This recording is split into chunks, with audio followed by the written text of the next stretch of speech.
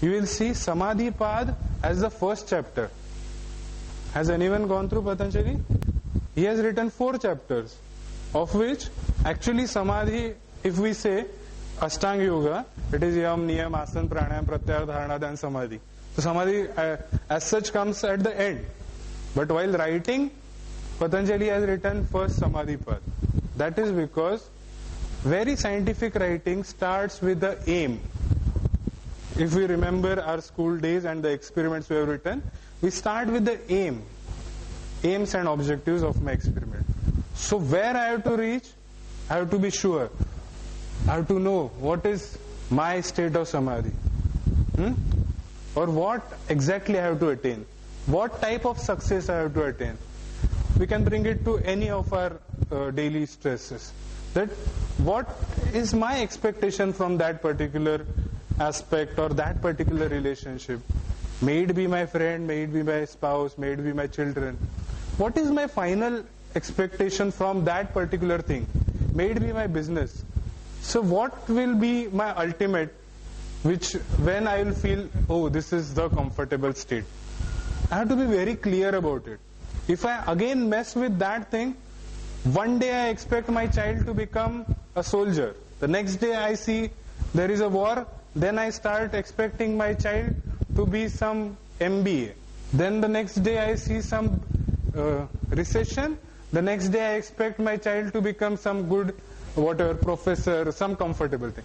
So if I keep on changing like this, there is no comfort zone that is going to make me easy. So somewhere I have to understand the fineness, that what I have to see is, I have to see my child is stable. In his life he is growing. That's all. So then we come down to ground level realities. And we pull down all the unnecessary stress which we only have created in this intelligent factory. Stress is nowhere out. Stressors are outside maybe, sometimes inside. But it is over here that we analyze it and we create stress or distress over here only. And the moment we identify the things and sort them out, we feel so relaxed. Oh, I am hearing some lecture or some Guruji's pravachan somewhere. I become so peaceful, so relaxed that my brain starts relaxing, I feel dozing, I sleep. Many of the times people complain that wherever I go for a lecture or seminar or say any pravachan, I tend to sleep. Why this happens?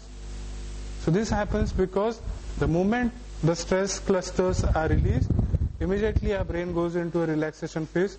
We tend to sleep. It is a relaxative phase. It is not because only you are tired for the whole day that we are sleeping in that lecture or something, but it is that relaxation that we have gained through that talk or maybe through that vibrations that we tend to sleep. So excessive sleeping in the night is bad. I am talking about when people complain about when it happens in a lecture or seminar or something.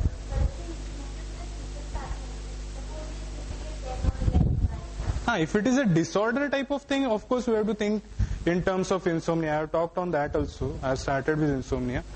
So if it is a disorder type of thing, then it has to be, some people means right off, if they are sitting with someone or even if they are sitting idle or working, they will doze over there. That may be some disorder related to some of their physiological aspects.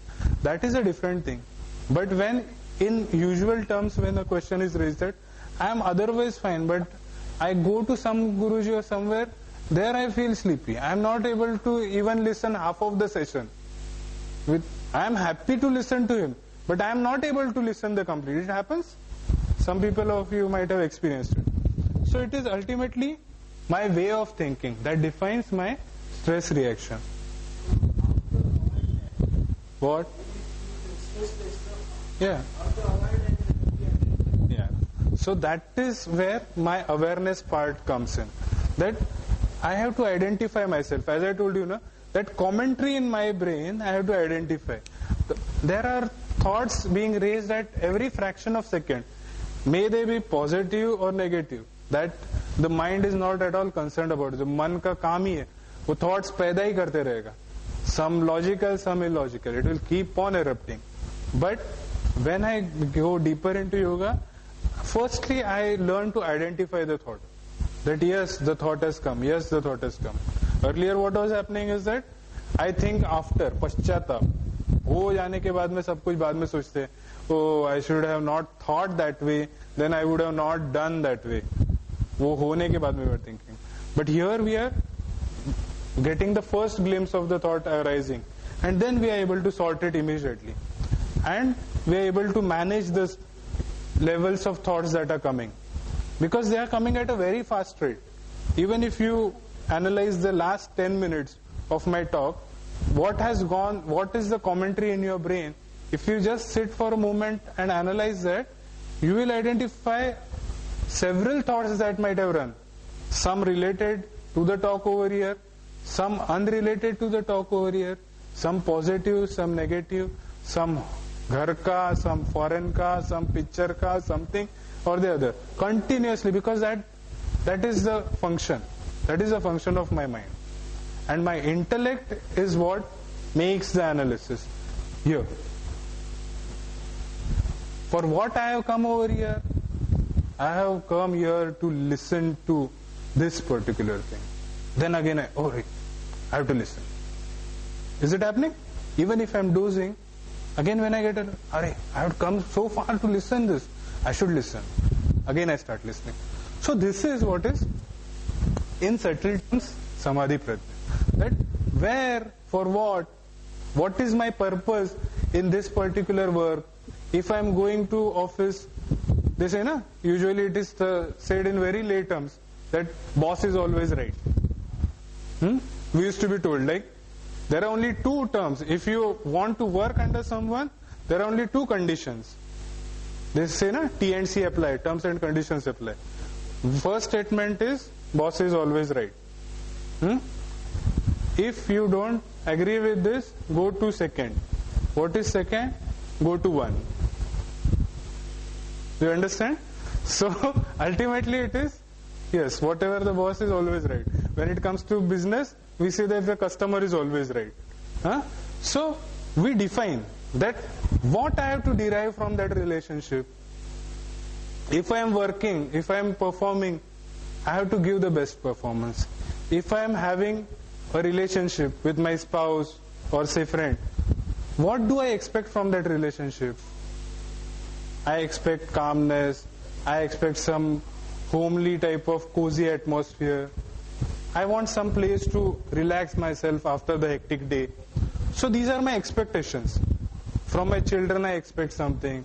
From my parents I expect something. So everywhere expectation is there. But what do I finally expect is what I have to understand. So what is my Samadhi Pradnya about that particular aspect I have to define. Once I define that, other part of the stress will fall down. Unless and until I don't define this, to tell you a joke, many people marry in life. So initially there are lot of expectations. After a few years, all the expectations start on falling. Because everyone knows, if I have said like this, she will perfectly say opposite of that. Pakka, there is no doubt about it. I can write it on white paper in black and give it to you that, see, this will be the statement from her. Okay, the seniors may agree. So we become sure about what may be the reaction of the other person. Because over the period of time, we analyze that person also.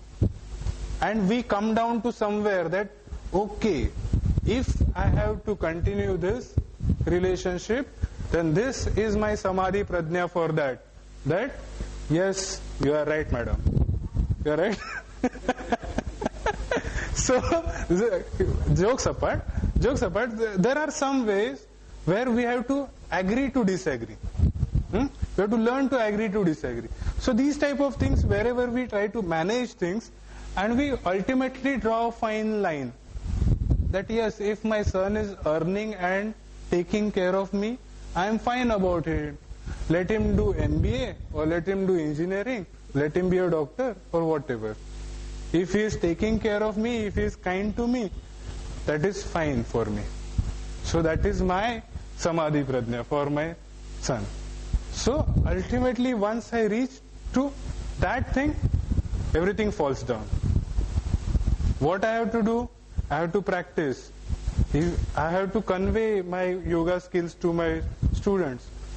So what do I expect? I have to define that. What do I expect? Do I